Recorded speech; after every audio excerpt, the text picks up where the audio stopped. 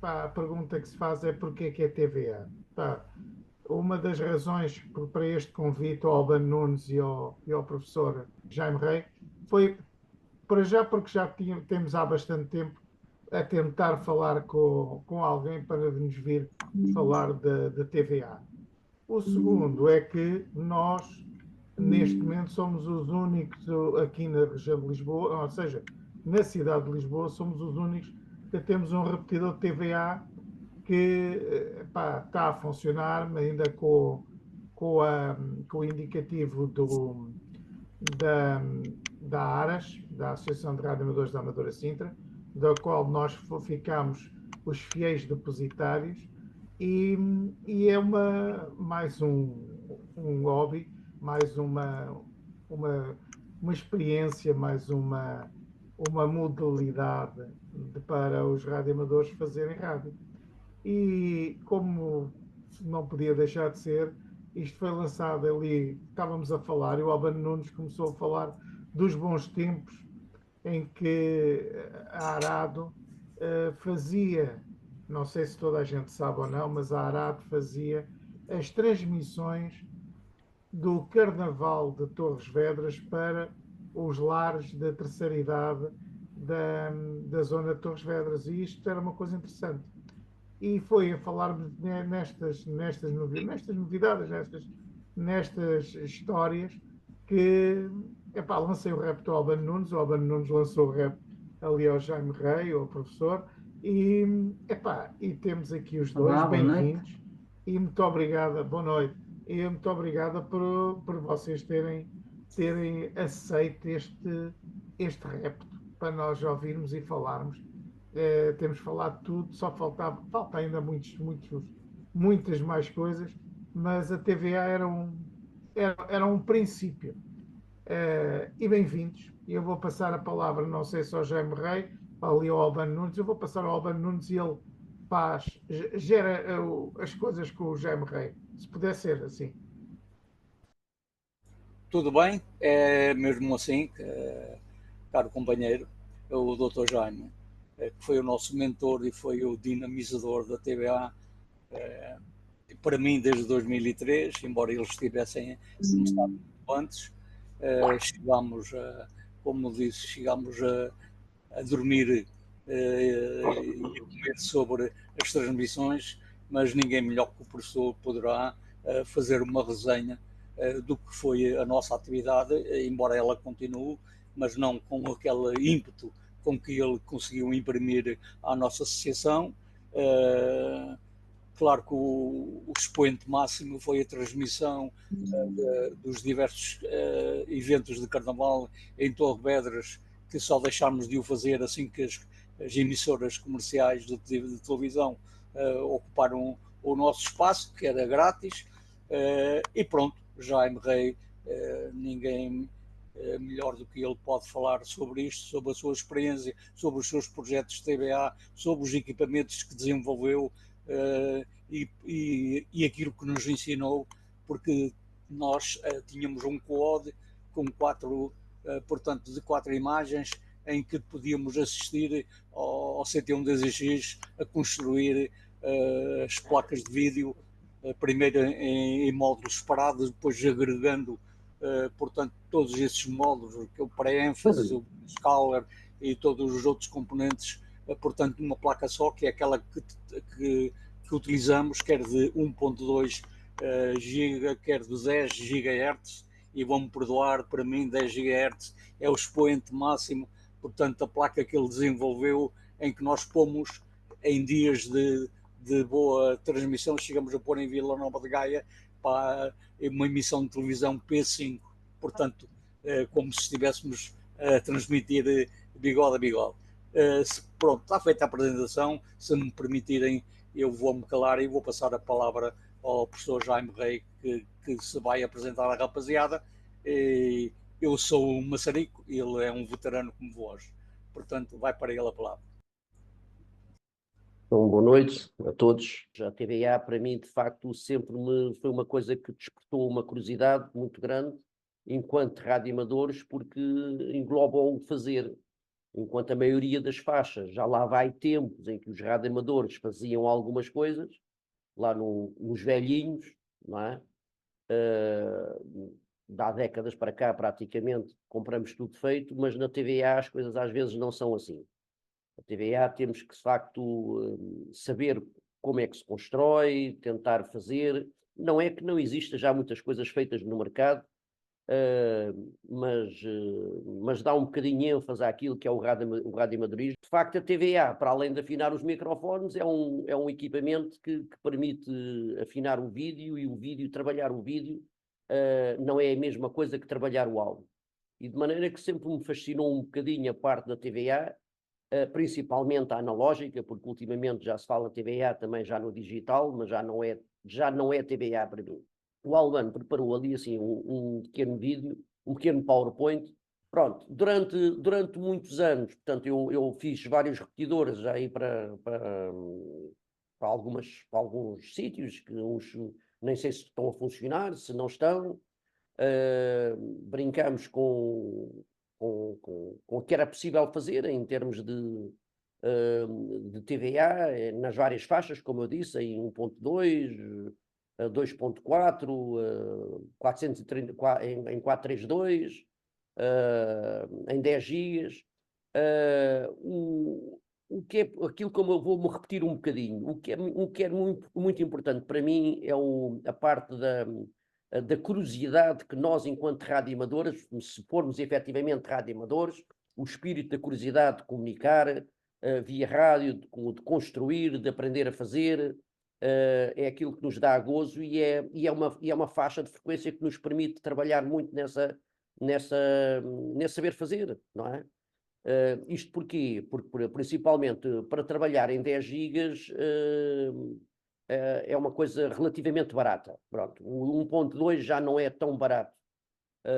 Como vocês sabem, o chegar longe numa frequência, ele consegue chegar o mais longe possível quanto menor o comprimento de onda.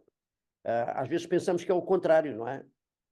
Portanto, para vocês terem uma noção, um satélite lá em cima, que está na órbita de Clark a 36 mil quilómetros de altura, não é? A órbita de Clark, para ele não cair para a Terra ou para não desaparecer no espaço, está a 36 mil quilómetros de altura, consoante também o peso do satélite, obviamente, para não ser atraído para a Terra. E tem que ser controlado momentaneamente para que isso não aconteça. Agora imaginem, por exemplo, o satélite da TV Cabo. Eu iria fazer aqui uma pergunta. Para emitir 36 mil quilómetros de altura, será que ele tem uma potência muito grande ou será que tem uma potência pequenina? Dá que pensar, não é? Alguém diz, 36 mil quilómetros de altura, se calhar tem lá uma potência enormíssima. Não, aquilo tem de facto uma potência muito pequenina, uma potência muito irrisória, de alguns wattzinhos. Só que esquecemos que são wattzinhos à volta dos 12 gigas, 11, 12 gigas a emitir para a Terra. E é aquilo que acabamos de conferir aqui. Quanto mais alta for a frequência, mais longe conseguimos chegar com menos potência. Caso contrário, se nós pensássemos que aquilo tinha que ter uma potência muito grande lá em cima no satélite, teria que ter lá uma central, certamente a petróleo ou a carvão, para produzir eletricidade, para alimentar um emissor de 10 kW lá em cima, o que não é real. Portanto, aquilo é um painelzinho solar que lá está em cima no satélite, a alimentar um emissorzinho super fraquinho e que nos chega aqui assim às nossas televisões com uma qualidade fabulosa. Portanto, é isto, praticamente é o mesmo que se passa aqui assim na TVA, aqui nos terrenos que somos nós, não é? Portanto, nós precisamos ter uma potência, quanto mais alta for a frequência, mas uma potência pequenina e chegamos longe. É o caso das antenas parabólicas. As antenas parabólicas é uma possibilidade que nós temos de aumentar o ganho da antena inúmeras vezes para conseguir ainda ter melhor resultado, porque na realidade o que é a antena não é a parabólica, na realidade o que é a antena é o microcondutorzinho que está naquilo que chamamos o LNB, que, por exemplo, para receber uma parabólica. E na emissão é rigorosamente a mesma coisa, porque nós, com um bocadinho de habilidade, até invertemos o LNB ao contrário. O LNB, tanto para ser receptor, como se o virarmos de pernas ao ar, com um bocadinho de habilidade lá dentro, ainda conseguimos injetar sinal na modulação do vídeo e do áudio do LNB e aproveitamos os circuitos osciladores que lá estão dentro e amplificadores para pôr a fazer uma emissão também na ordem dos 10 GB. Mas não vale a pena fazermos isso porque depois temos outras coisas muito mais baratas e bastante eficientes, que é aquilo que chamamos os gunplexers, que não é mais do que se fosse um diodo. Como vocês conhecem radioamadores, o diodo, o que é um diodo? Um diodo é aquela pecinha, um LED, eu teria que dizer um diodo LED. O que é um diodo LED? Como o próprio nome indica, diodo LED é um diodo de efeito de campo, um diodo de efeito luminoso. Na realidade, nós injetarmos corrente contínua no diodo LED, positivo e negativo, a corrente a passar pelo semicondutor liberta um feixe de luz, que é aquela chamada a luz LED que nós tanto conhecemos e que hoje é moda em tudo quanto é sítio porque é muito mais económico do que propriamente uma lâmpada de filamento. Ora, o que é um gunplexer? É rigorosamente a mesma coisa, só que em vez de emitir um feixe de luz, emite um feixe de radiofrequência, que neste caso será aquilo que nós precisamos, que é para os 10 gigas, ou para ou para os 20 gigas, ou para os 4 gigas, ou seja lá como for, certo? Portanto, o que é que nós precisamos? Se quisermos emitir em 10 GHz, a única coisa que nós precisamos é de um modulador de intensidade no próprio, como eu disse, o diodo GAN, não é? Que acaba por fazer a emissão daquilo que nós queremos para TVA.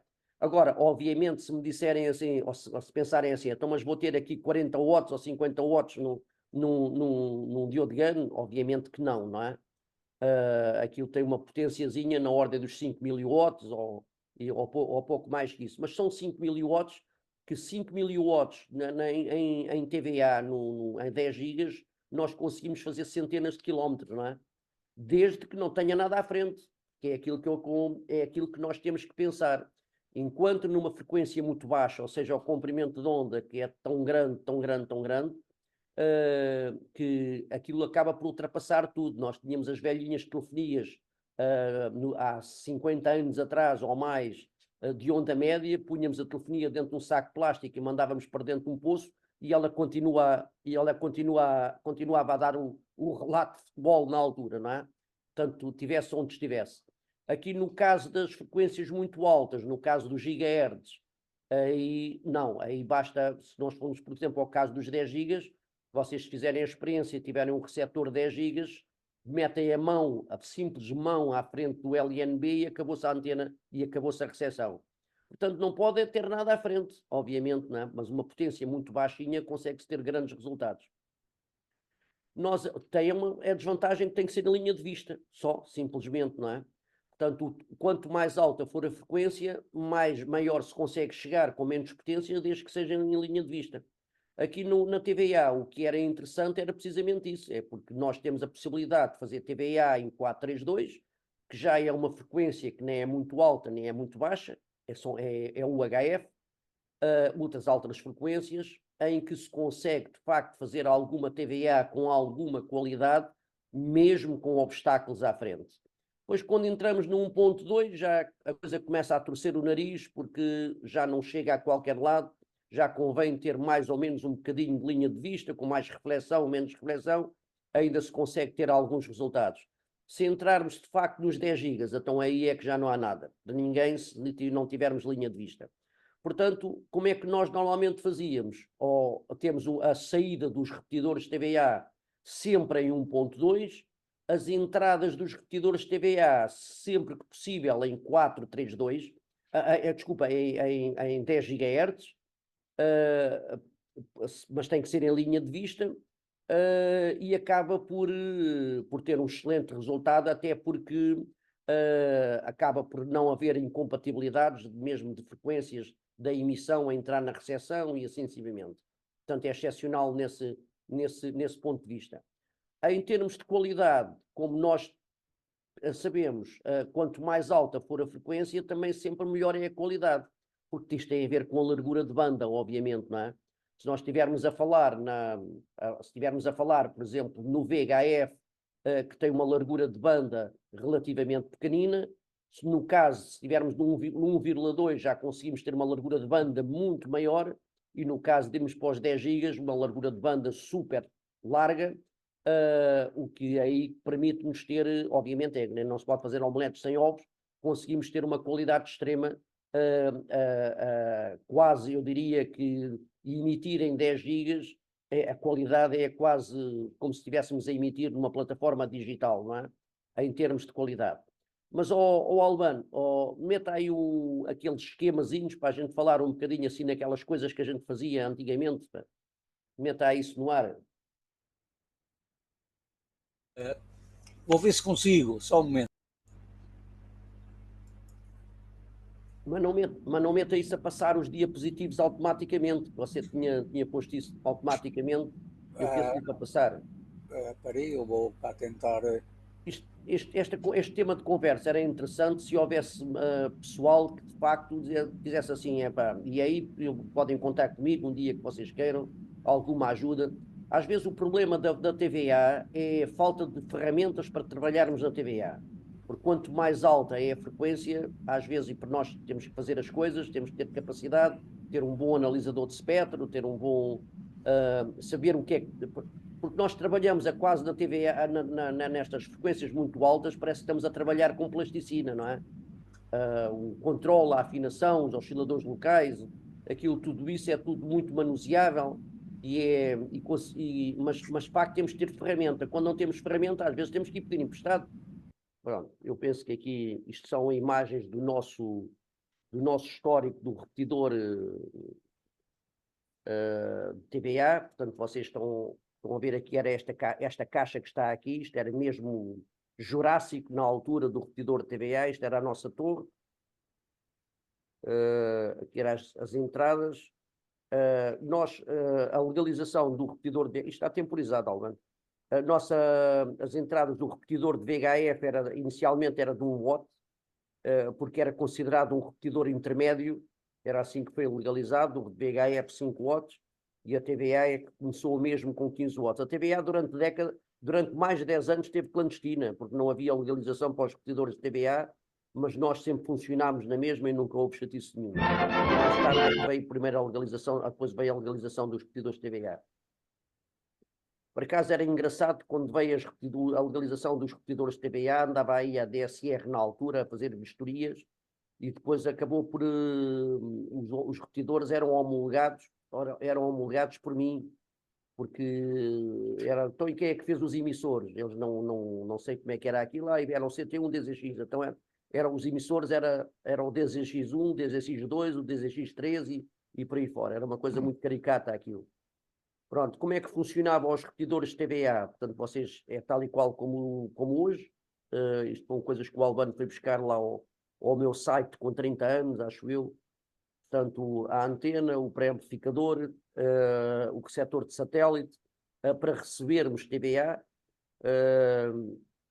Se vocês, portanto, isto por acaso é importante, na recepção de TVA, há aí muitos receptores de satélites aí no mercado, até obsoletos, mas nem todos os receptores de satélite são bons. Portanto, o grande problema dos receptores de satélites é a capacidade de recepção do front-end do próprio tuner do receptor de satélite. Todos eles são bons, precisam é de levar de facto um pré-amplificador. E o pré-amplificador é uma coisa hoje relativamente barata, e se nós comprarmos aí nos sites chineses, tem para aí disso acarrado ao preço completamente da uva mejor, o que permite pôr qualquer receptor de TVA, mesmo obsoleto que esteja para aí, TVA não, qualquer receptor de satélite antigo, porque eles não são receptores de TVA, eles são receptores de satélites antigos, convertidos para nós recebermos TVA. E permite, se nós adquirirmos mesmo os receptores que têm muita dificuldade, ou sejam muito duros no front-end do próprio receptor, isto porquê? Porque os receptores de satélite eram concebidos para ligar um LNB. O que é um LNB? O LNB é um conversor que entra na volta dos 11 GB e através de um oscilador local, normalmente 9,8 gigas, é subtraído uma frequência que vai dar aquilo que à volta daquilo que nós temos a TVA. E isso permite-nos receber num receptor de satélite a frequência que é emitida pela TV Cabo e pelos satélites geoestacionários que lá estão em órbita, nas frequências dos 10, 12 gigas, 13, 14 e assim sucessivamente. Portanto, o que é que nós temos? Nós aproveitamos os receptores de faixa comercial de satélite e ligamos diretamente a antena ao sítio do LNB, onde é a entrada à LNB. Temos que ter algum cuidado, atenção que isto é importante, temos que ter algum cuidado, porque a própria de saída, a ficha normalmente era uma ficha F, a saída dos receptores de satélite, que vai alimentar, que vai sair um cabo de 75 ohms para o LNB, portanto aqui penso que vocês estão a ver o meu rato, portanto este cabo é um cabo normalmente de 75 ohms, temos que ter algum cuidado porque aquela ficha tem a alimentação que nos permite dar a polaridade horizontal e vertical no LNB. E se a antena for curto-circuitada, que normalmente são quase todas, porque são antenas de trombone fechado, não é? Portanto, aqui na parte da antena ela é curta. Agora andei para trás sem querer. Portanto, a antena normalmente são curto-circuitadas, o que depois vai causar distúrbio no próprio LNB, inclusive na própria saída do receptor, o que pode até inclusivamente danificar. Portanto, o que é importante? Se alguém, que, por exemplo, dos colegas que estão aqui a ver esta imagem, se pensarem, dizer assim, vou arranjar aqui, tenho ali um receptor, ou arranjei uma coisa aí na Feira da Ladra, um receptor de satélite do tempo da Marica Xuxa, não é? Portanto, uma coisa muito antiga, isto é capaz de ser engraçado aí para a TVA, vão pôr a receber TVA com isto. A primeira coisa que têm que fazer é retirar a alimentação que vai da ficha F cá para fora.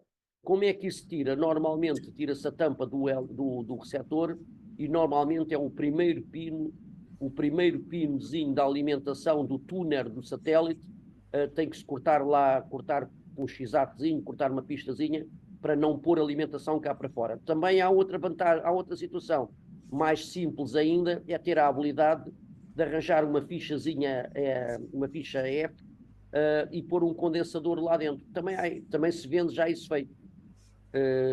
Vende-se aí no mercado, não é fácil de encontrar, mas isso existe feito.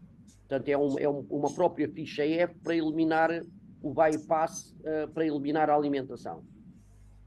No caso de pormos um pré-amplificador, o pré-amplificador também pode fazer isso e tem a vantagem do próprio pré-amplificador ser alimentado pela saída de satélite, pela saída da corrente que vai para o LNB, neste caso vai para o pré-amplificador.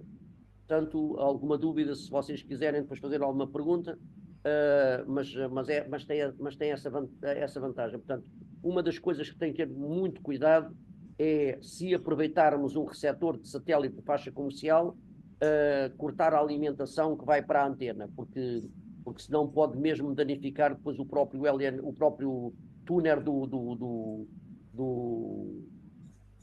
próprio receptor. Normalmente aquilo varia entre 14 e 20 e tal volts, e 24 volts, porque era para fazer a polarização horizontal e vertical, mas isso tem que ser cortado, tem que ser eliminado mesmo. Aqui tínhamos assim uma fotografia do primeiro emissor de TVA aqui da Serra do Varatojo, aí do lado direito e do lado esquerdo, as famosas fichas N gigantones, não é?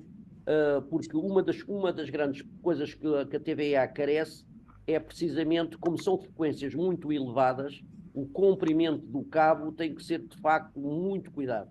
Portanto, enquanto no HF qualquer cabozinho aquilo serve, não é? Para as ondas curtas, porque as perdas são praticamente mínimas no cabo, necessário ter aqui um cabo, um RG8 ou uma mangueira de LIAX.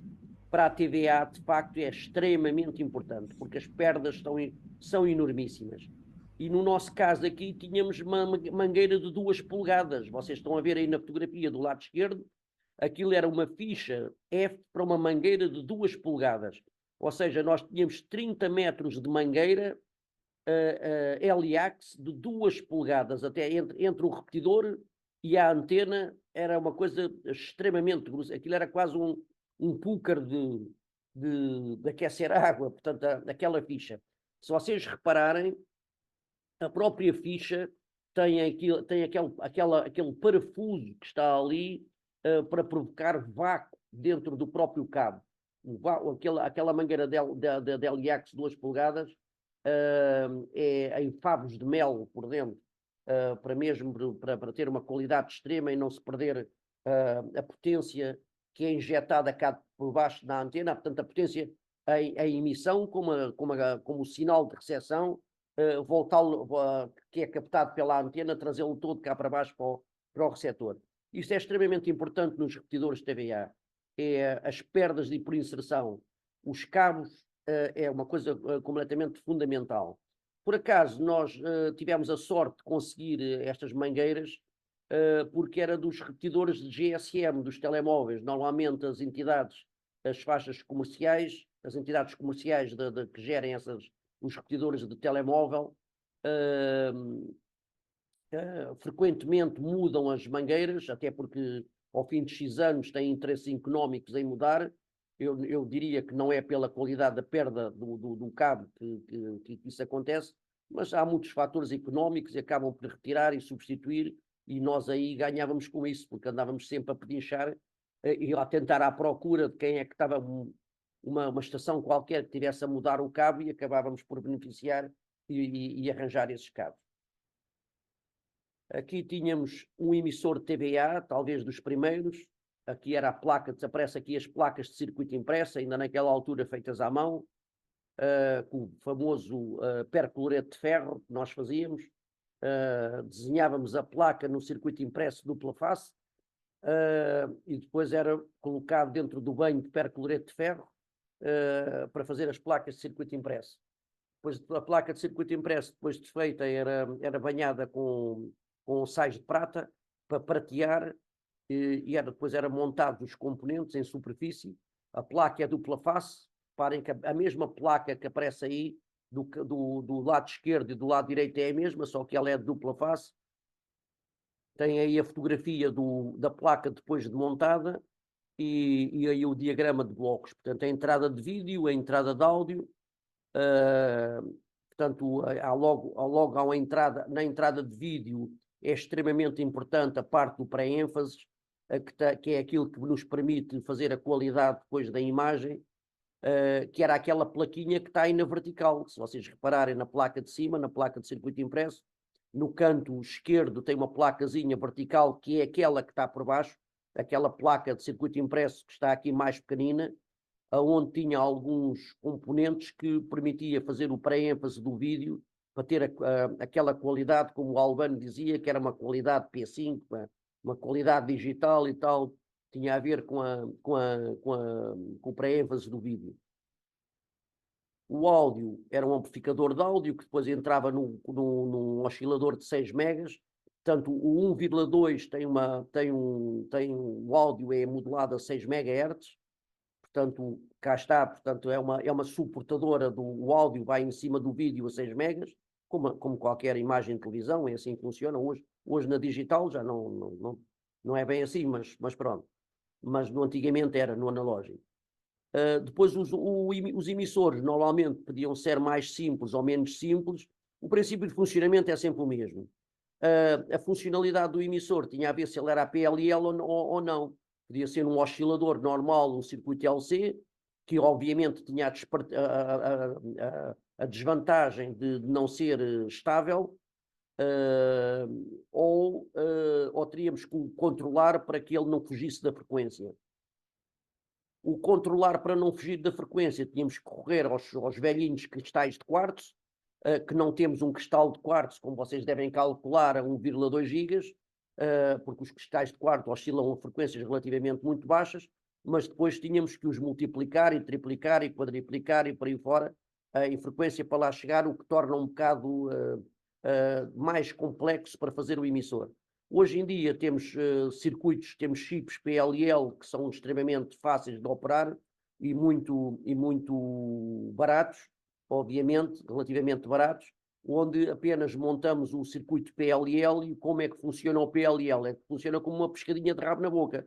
Se vocês olharem para ali para o esquema, veem que sai do PLL uma setinha cá para cima, para o controlador, para o oscilador, a 1,2. Portanto, o PLL injeta uma tensão, no fundo é uma diferença de potencial no oscilador local, não é? do emissor, que por sua vez é controlado. Portanto, é um circuito LC que gera uma frequência de 1,2 GHz, que é amplificada, mas por sua vez é dividida em 64 por 64, para ter uma frequência muito mais baixa, que vai entrar novamente no PLL, e depois aquilo faz ali um síndrome, é um ciclo vicioso. Se a frequência subir, ele injeta mais tensão; se a frequência descer, ele retira tensão, ou vice-versa, e aquilo entra ali num síndrome que a frequência é controlada por deep switch, que é aqueles deep switchzinhos que estão por baixo, que são interruptorzinhos, com um código que nós lhe atribuímos, que controlamos a frequência que quer, e aquilo mete-se naquela frequência e é altamente estabilizado. Hoje em dia todos os equipamentos funcionam com PLL, e é aquilo que nós conhecemos, não é? Não andamos ali a caçar a frequência, pomos na frequência certa e já está. Depois tinha aí 2 reguladores de tensão, portanto todo este circuito funcionava com 5 e 8 volts, entrava 12 volts e era alimentado a 5 e 12 volts. Um dia, se vocês quiserem construir um emissor destes, e um dia que precisem de alguma ajuda para isto, para fazer isto, é uma coisa muito fácil de fazer, e é fácil e é engraçado brincarmos com isto. Eu, por acaso, gostei.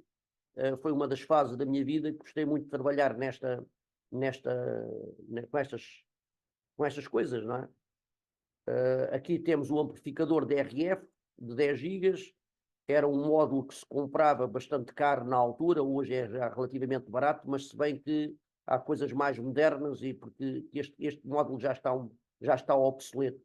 Hoje há módulos até igual a este, mas mais baratos e com a mesma eficiência. Eu penso que o M57762 já está mesmo obsoleto, está fora de uso. Não quer dizer que, se nós não formos aos sites chineses, ainda se consegue encontrar muito disto lá. Aliás, os últimos que eu comprei, depois acabou até por ser lá, e até comprei bastante barato, porque eram recondicionados, eram de equipamentos que os chineses acabam por desmanchar e acabam por vender isto na net praticamente ao desbarato. Na altura, quando os primeiros que eu comprei, isto era caríssimo. Isto há muitos anos atrás, um módulo destes custava para aí 100 euros na altura. E quando eram encontros de reis, era muito dinheiro na altura. Um módulo destes. Portanto, isto é um híbrido mesmo. Não tem qualquer afinação, portanto, ele já vem talhado para esta frequência. Tem uma gama de frequências entre os 1100 e os 1200 MHz, e não sai dali. Tem que se ter muito cuidado, porque se a antena não estiver calibrada com estacionários, aquilo que nós chamamos nos radioemadores estacionários, os espúrios, obviamente depois acaba por danificar o próprio circuito da alimentação. Este circuito permite dar 15 watts de radiofrequência cá para fora. Ele é alimentado com cerca de 1 watt à volta. Se nós pusermos 1 watt na entrada, ele manda para aí perto de 25 watts na saída. Normalmente nós mandávamos sempre para aí uns 300, 400 miliwatts, e ele dava para aí 15 watts na saída. Aí do lado direito tem aqui uma tabela que eu na altura fiz para controlar depois os deep switch do PLL, para calcular a frequência que nós quisermos. Atenção que a tabela é sempre a mesma. A utilização do PLL no emissor de TBA, eu tanto posso utilizá-lo para fazer um emissor de 1,2 GB, como posso utilizá-lo para fazer um emissor de 432, não é? O princípio é sempre o mesmo. É depois só a combinação de fazer essas contas que estão aí ao lado e calcular, digamos, os divisores do PLL para a frequência que nós queremos. Portanto, o princípio de funcionamento, tanto no 1,2 GB a PLL, era a mesma coisa que no 432 a PLL. Portanto, depois o andar final do equipamento é que é diferente. Ou seja, enquanto no 1,2 GB tem aqui este híbrido, que está aqui, o M57762, no 432 tinha um híbrido normal deste, que eram utilizados nos repetidores do HF de rádio amador. Aqui tínhamos uma fotografia que o Albano colocou aqui, que era das nossas brincadeiras que nós fazíamos aí com a avioneta ali de Santa Cruz, que um dia, a pedido do Albano, aqui os aviadores aqui do Aeroclube de Santa Cruz foram viajar de Santa Cruz até Estarreja para fazer um evento que o Albano fez lá em cima, que se chamava Os Olhos do Fogo, na altura. Aqui um veículo lá em cima de TVA, porque o Albano esteve lá ainda para aí uns 2 anos, talvez, lá no quartel dos bombeiros, e fizemos lá alguns eventos lá com os radioamadores, inclusivamente também foram transmitidas o Carnaval de Estarreja, assim como fazíamos o Carnaval de Estarreja, o Carnaval de Torres Vedras aqui na cidade, durante alguns anos fizemos, nos lares de terceira idade, o mesmo tipo de evento foi replicado lá em cima em Estarreja. Portanto, houve um ano que fomos lá fazê-lo acima, também para os lares de terceira idade, com o Carnaval de Ovar, certo ou errado, Albano? Estou a dizer mentira. Foi o Carnaval de Ovar, não era? Não, Carnaval de Estarreja. É o Carnaval de Estarreja. Ovar, vou buscar Ovar. Carnaval de Estarreja, sim. Vamos fazer o simulacro que temos ali na imagem do lado esquerdo, que é eu e o meu comandante ali estávamos a fazer o briefing de um simulacro que fizemos em Esmoriz, que transmitimos para todos os distritos de Aveiro, para todos os quartéis de bombeiros. Imaginem que a torre de transmissão era a autoescada dos bombeiros, toda puxada no máximo, com a antenazinha lá em cima a fazer de repetidor, mas aquilo até funcionava, porque a gente mandou umas imagens para umas distâncias bastante grandes, com estas aventuras que nós fazíamos naquela altura, não é? Porque no fundo era uma aventura, mas que era uma aprendizagem para nós e para os outros. Cá está, aqui o carro dali do Albano todo transformado. Pá. Eu, para aí 20 anos mais novo, aí ao lado dessa viatura. Era um Jeep velho todo transformado.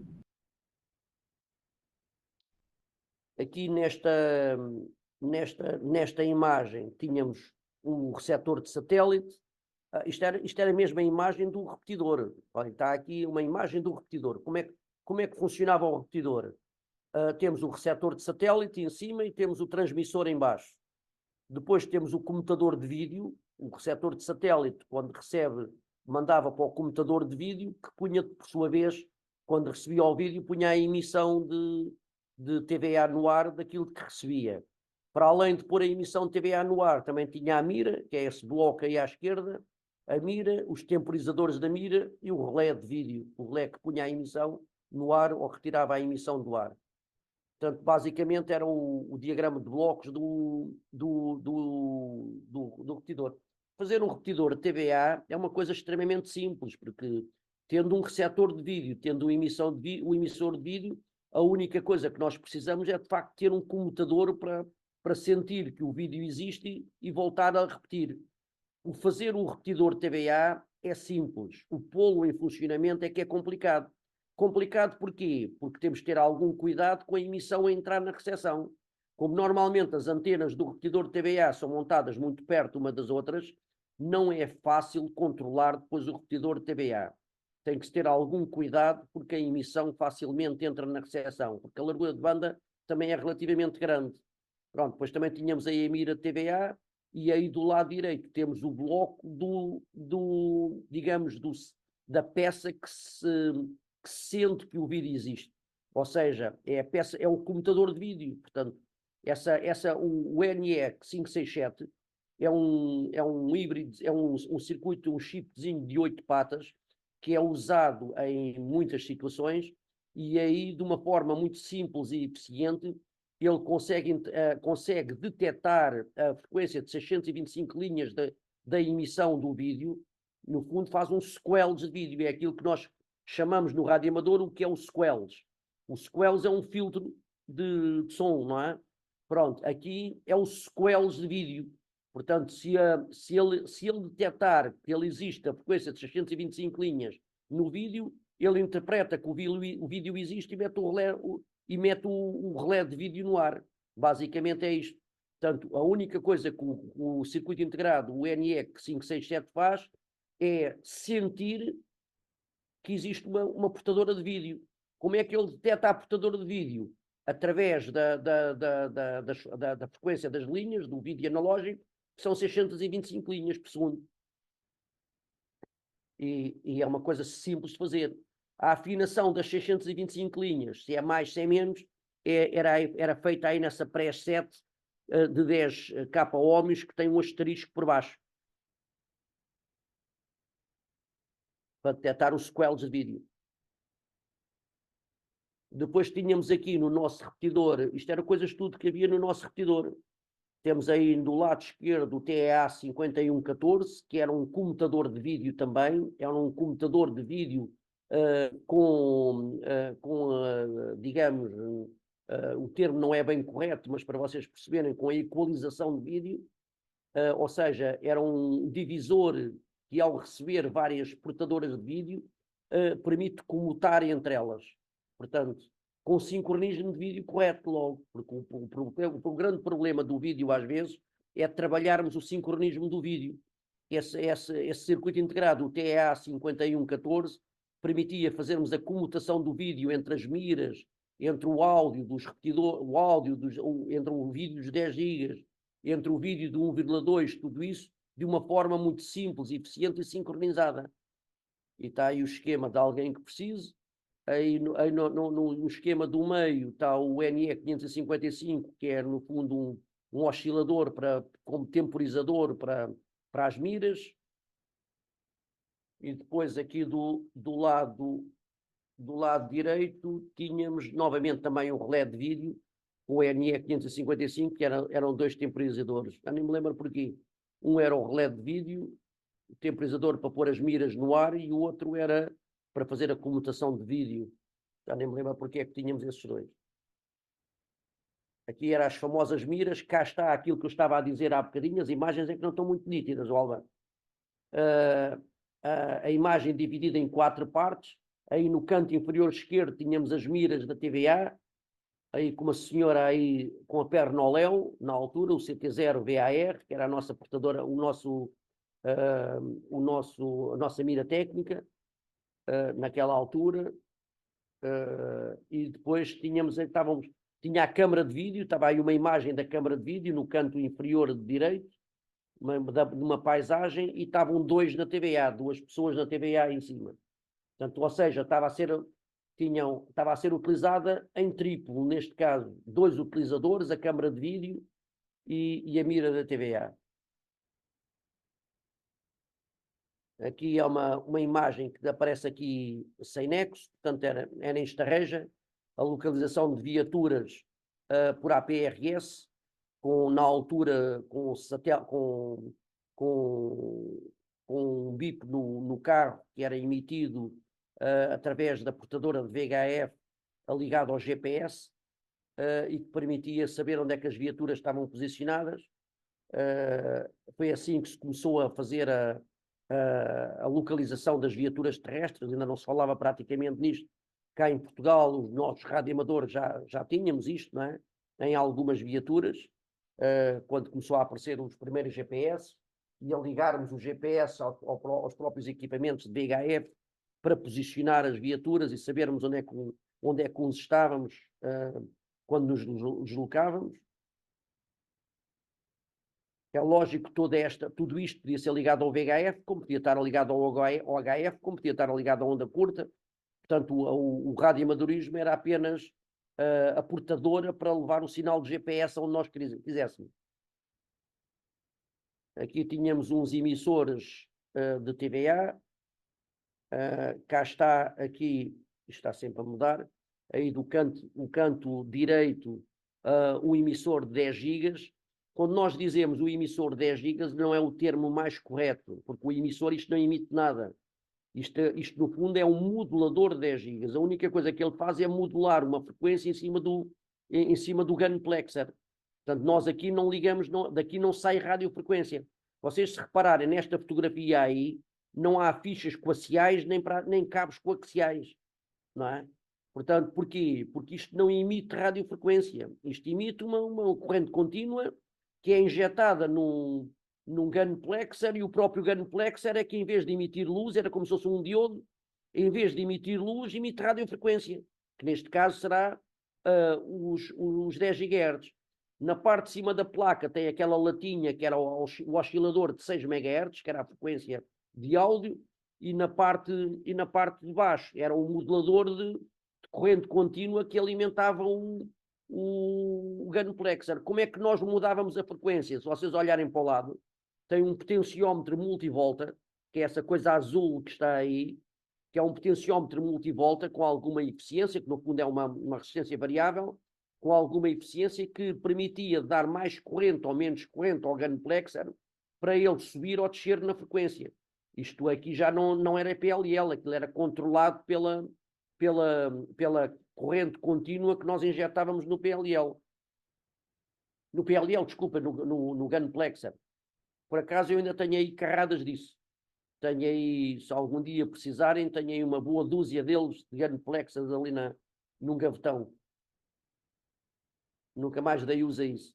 Aqui tínhamos um emissor de 1,2 GHz, comercial, portanto chinoca, daqueles que... não, isto é... Espera aí, tínhamos aqui... Isto é um emissor de 1,2 GHz, de 1 watt, comprado já feito, que era utilizado com pouca qualidade. Isto tinha uma qualidade muito fatela, mas nós utilizávamos isto mais para controle de algumas robóticazinhas que nós já fazíamos na altura, e às vezes havia umas coisas engraçadas que fizemos, de controle remoto, aí de pôr uns robôs a brincar com as pessoas pensavam que aquilo eram os robôs, é que falavam, de robótica não tinha lá, eram uns carrinhos com controle remoto, e a gente brincava com os emissores de TVA e com o controle remoto para brincar com as pessoas. Como se fossem os robôs. Na realidade, robótica não é isto.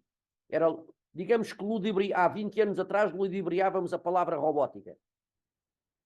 Hoje não. Hoje robótica é mesmo robótica. E é para isso que eu vou para a Turquia na próxima semana. Aqui tínhamos um emissor de TVA e construção made in Albano Nunes, aí os caixotes que ele adorava fazer, cortar, furar, passar o tempo a abrir buraquinhos para pôr aí os LCDs e os VU-meters, e assim sucessivamente, com as plaquinhas lá atrás e tal, não sei quantos, e era assim que se passava horas, semanas, meses, anos, a construir todos estes equipamentos. O emissor TVA de 10 GB, cá está, que de emissor não tem nada, porque é apenas um modulador de corrente contínua para modular o gunplexer, e depois o gunplexer é que é o emissor. Cá está novamente o modulador de 10 GB. Portanto, é uma placa muito simples. Reparem que isto faz-se com meia dúzia de componentes, é muito fácil de montar mesmo, e a parte de 10 GB é muito mais fácil que a parte de 1,2 GB. Aparentemente nós parece que é muito confuso trabalhar em 10 GHz, mas podem ter a certeza que trabalhar em 10 GHz é muito, muito, muito mais fácil do que trabalhar em 1,2 GB. Aqui já nem sei o que era isto, tinha ali um modulador de 10 GB ali ao lado, e aqui do lado direito nem sei o que era. Setor 2.4 usado para efetuar links. É a câmara portátil que utilizávamos em 2,4. Esta aqui é a imagem do lado direito. Aí é a parte traseira da câmara com a placa de 2,4. Aquilo era uma placa comercial, já estou a ver o que era. Era uma placa comercial que havia de 2,4 GHz. Que está acoplada à máquina de filmar. Já estou a ver o que é. Aquilo era o tuner que lá estava. Exato. Era esta placa que está a ver ali virada de pernas ao ar, que está no lado esquerdo, mas só que aqui tem o tuner para o lado de cima. Lá está do avesso. Esta placa era uma placa comercial que também depois se vendia ao PLL. Ela tem duas placas, porque que é a placa do emissor e depois era vendido um PLL para acumular a placa, para ela não sair da frequência.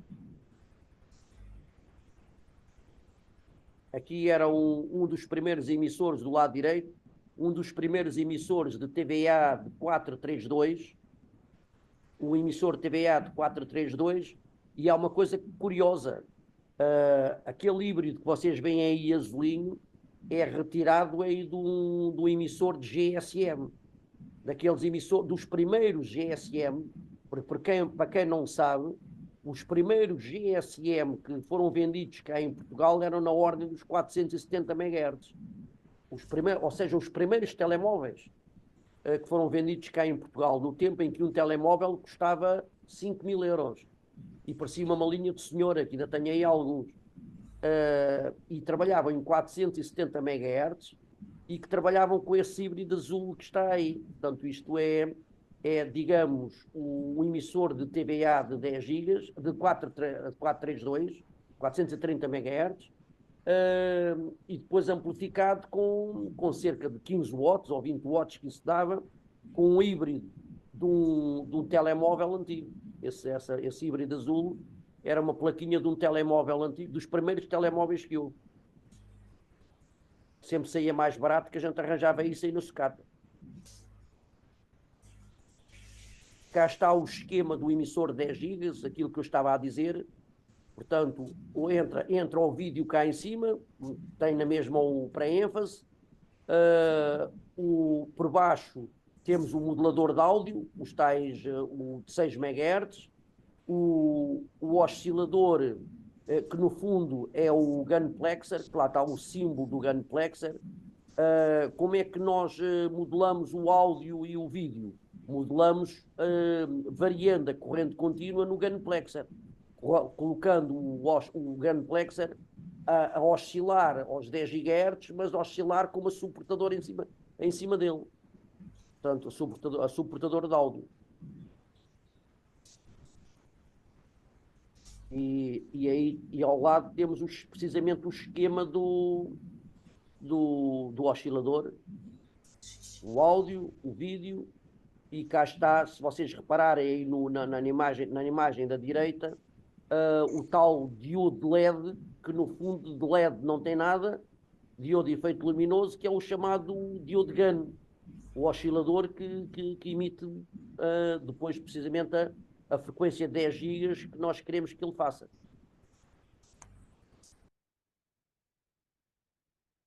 Aqui temos um pré-scaler. Para que é que existiam os pré-scalers? Era fundamental para pormos os PLLs a funcionar. Como um PLL funciona sempre a uma frequência muito baixa, nós teríamos que, imaginem que estamos a emitir em 1 GHz, ou seja, 1000 MHz, se o PLL funciona apenas a 10 MHz, então quer dizer que temos que dividir os 1000 por 100 para conseguirmos depois controlar o PLL e para fazer a pescadinha de rabo na boca. Então quer dizer, emitíamos 1000, o 1000 entrava aí nesse pré-scaler, passava aí por esse divisor SDA 2101, que era um divisor de 64, com os TTLs à frente, o 4LSS, o 74LS00, que depois iam dividindo, e quando à saída tínhamos, se entrava uma frequência de 1000, ela chegava à saída a 100 MHz, a 10 MHz. 10 MHz que já permitia trabalhar com o PLL para nós conseguirmos controlar o PLL e fazer o síndrome da pescadinha de rabo na boca e controlar o emissor de TVA. Eram estas brincadeiras que a gente inventava na altura, inventava e utilizava, que ainda hoje estão em uso, obviamente, não é? Era o circuito impresso, do pré-scaler, do divisor por 1000, do divisor por 100, desculpem, do divisor por 100, portanto, aí está divisor por 1000, mas não, isto era divisor por 100. Era a mira utilizada no emissor de Estarreja. Aí tinha um vídeo. Isto era um vídeo que estava aí, o Albano, um vídeo lá da televisão, quando lá foi filmar a gente. Se carregar em cima, ele começa logo. Eu acho que era importante mostrar.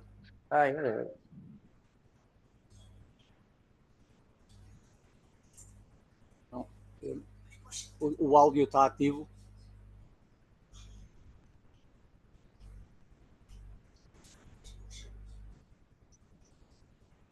Estão a ouvir o áudio do vídeo? Não. Tens que partilhar o áudio também.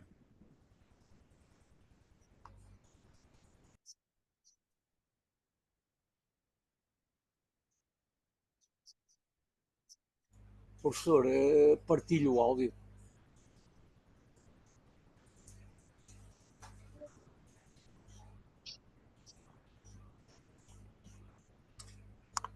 E eu agora não sei onde é que é.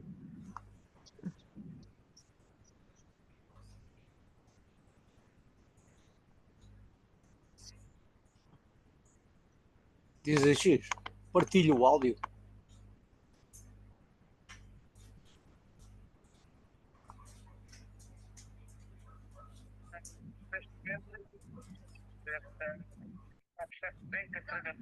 Para retirar a vítima com o menor. Isto é uma coisa curiosa que foi tão real, que as pessoas voltaram-se contra os bombeiros porque é que não tinham chegado mais cedo para salvar as pessoas, quando aquilo era tudo fictício, não é?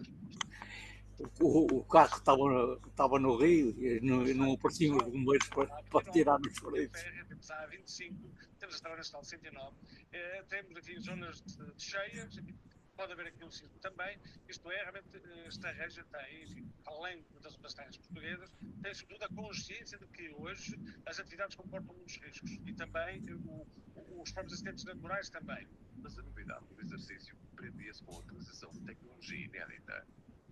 No local da ocorrência e através de sistema implantado por radioamadores, foram transmitidas imagens para o Centro de Operações de Emergência instalado no quartel.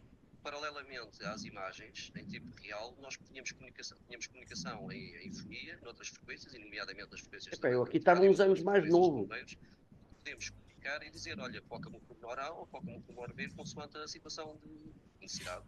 A esta sala chegavam também informações detalhadas sobre a localização dos meios no teatro de operações. O sistema GPS utiliza mapas de satélite disponíveis através da internet. Fica facilitar o trabalho de quem comanda. Facilita porque nós, no momento, temos um ponto de situação não só dos meios que temos envolvidos, como da sua localização e do percurso que estão a fazer. E também, se tivermos tal sistema de imagem real, então estamos a visualizar no momento certo, no momento próprio, o que os nossos homens estão a desenvolver no terreno.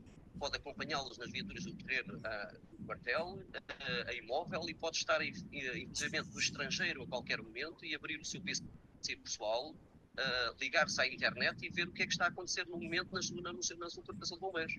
Em caso de catástrofe, as normais comunicações bloqueiam. Foi um facto que se confirmou, dado o grande volume de chamadas, portanto, de pessoas que queriam inteirar-se do que estaria a acontecer. Albano, você aqui parecia um rapazinho novo, pá. Pois, mas nessa altura havia muito sangue na guerra. O que nos acabou por ter de atuar em sistema de recurso exclusivo de comunicação via rádio. Neste aspecto, a corporação é autónoma, porque utiliza o sistema de conversação e as radioamadoras. Os voluntários de Estarreja têm, aliás, uma central própria e, desde sempre, apostaram nesta forma de comunicar. Além de ter provado que as novas tecnologias podem ser importantes ajudas à decisão, o simulacro de sismo juntou à mesma mesa todos os agentes de proteção civil locais e testou a operacionalidade dos bombeiros em situação limite.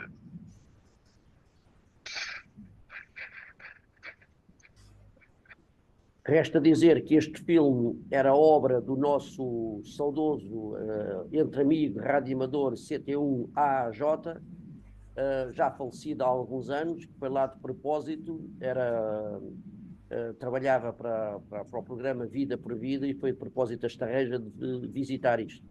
O nosso colega AJ, como é que ele se chamava? Era o Miguel Jerónimo. Agora veio-me o nome à cabeça. Continuando, mais uma vez, aqui a desarrumação ali na casa do Albano, não é? É ou não, Albano? A desarrumação, algumas fotografias que não sei porque é que vieram a parar aqui, mas vejo aqui assim uma fotografia que já não via há muito tempo, que é ali do nosso colega CT1DTO, também falecido há muitos anos, e que foi um dos grandes impulsionadores também aqui de toda esta atividade TVA aqui em Torres Vedras. Fomos praticamente os pioneiros aqui no país a fazer TVA. Ali eu e o DTO, ainda parecia um rapazinho novo, mas é assim. Hoje vim aqui recordar aqui assim os nossos velhinhos tempos e agora interromper o compartilhamento, penso que é aqui, e já cá estamos outra vez. Concretamente, eu espero que isto não tenha sido um bocado maçudo para vocês, porque de facto para mim, olha, eu que já estou quase fora daqui do radioamadorismo, porque por falta de tempo, mas pelo menos vim aqui recordar algumas coisas de outras gerações, digamos, e de outras vivências que nós tivemos naquelas alturas, com momentos bons, com momentos maus, mas o certo é que tudo foi uma aprendizagem. E uma aprendizagem que às vezes era bom que outros jovens aprendessem aquilo que nós aprendemos. Porque o grande problema da nossa sociedade hoje em dia é que os velhos sabichões, digamos, como nós todos aqui, não é?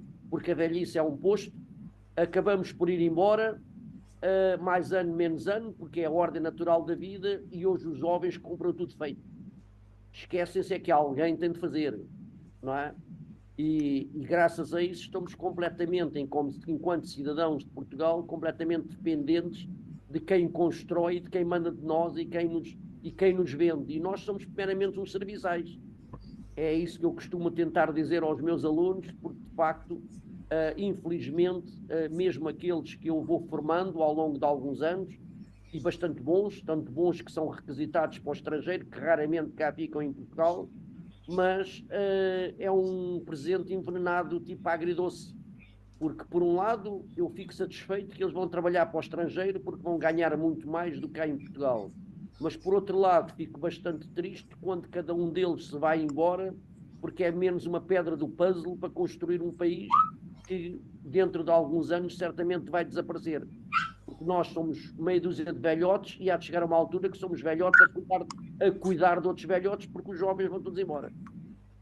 E aquilo que nós aprendemos durante décadas e durante gerações acaba por se perder, porque hoje acabamos por comprar tudo feito a quem quer vender para nós, e nós, radioamadores, é precisamente isso que fazemos também. E acomodamos a isso, que é o mais grave, é que acomodamos cada vez mais a comprar feito e a fazer menos. E isso foi precisamente aquilo que me aliciou a vinda para o radioamadorismo há muitos anos, desde garoto, porque comecei radioamador ainda não com indicativo a sério, porque na altura éramos meia dúzia de miúdos que andávamos a fugir à polícia à frente quando eles viam uns jovens com uns arames na frente que estávamos a comunicar para a Sibéria, não é? E que chamavam os pais à polícia antes do 25 de Abril a pensar que a gente andávamos aqui a comunicar para a Sibéria, não é? E que acabávamos por dar uma carga de trabalhos aos nossos pais e que nos despertou a curiosidade de mais tarde virmos a ser radioamadores. Eu, CT1DTO e todos tantos, o Albano não, porque o Albano é de outras lides que veio lá de cima e migrou para Torres Vedras, que ele veio de Estarreja. Mas nós cá em Torres Vedras, eu e outros tantos, foi o que aconteceu. Com 13 anos e 14 anos a fugir à polícia com a PIDE atrás de nós, porque andávamos a comunicar para Moscovo, na altura, não é? Um rádio que não chegava ao virar da esquina. É assim que a gente aprendeu. e mais tarde interessamos por estas leads e acabei por me formar e hoje estou noutras áreas. Bom, espero não ter ocupado muito do vosso tempo, que tenham pelo menos se divertido o tanto como eu me diverti agora a ver aqui estas velhinhas fotografias de eu quando era para ser um rapazinho novo, e nada mais tenho a dizer e deixo a palavra com quem direito, não é? Muito obrigado.